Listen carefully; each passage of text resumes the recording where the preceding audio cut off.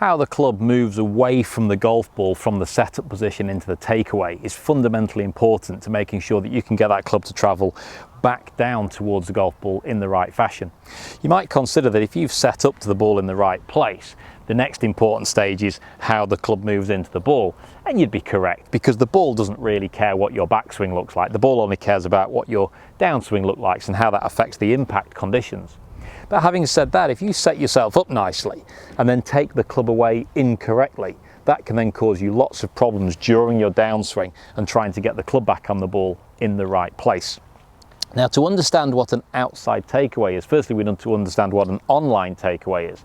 So online would be having the club positioned here, where the shaft points along my toe line towards my target line, and I can't really see my hands in a camera or a club head, in a camera or mirror position, because the club head's in the way of my hands. So as I swing back here, I can't really see my hands. The camera can't see my hands because the club head is in the way. And if a mirror was at the back there, that would look the same for me.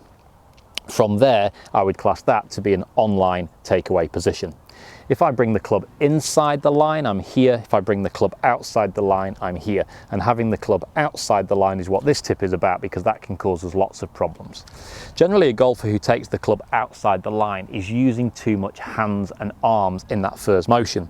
So we get everything nicely set up, and then if I lift the club up with my wrists or I swing my arms away from my body, that generally takes the club outside the line.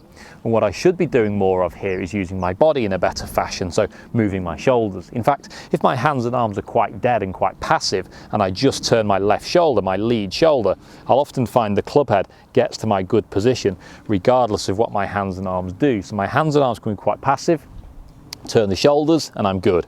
If I don't turn my shoulders, my hands and arms will do all the work for me, and that often causes problems with taking the club outside the line. One of the issues with taking the club outside the line now is that I get too steep, too high, often get too long and then chop back down too aggressively, or I can lift it up too much here, drop it in too much, and my up and down swings are nowhere near going up and down on the same line.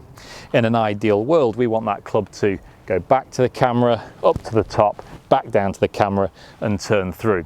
So if you're struggling by taking the club outside the line on the way back, that can cause you a multitude of problems to swing down on the right line, to improve your backswing, to improve your golf shots.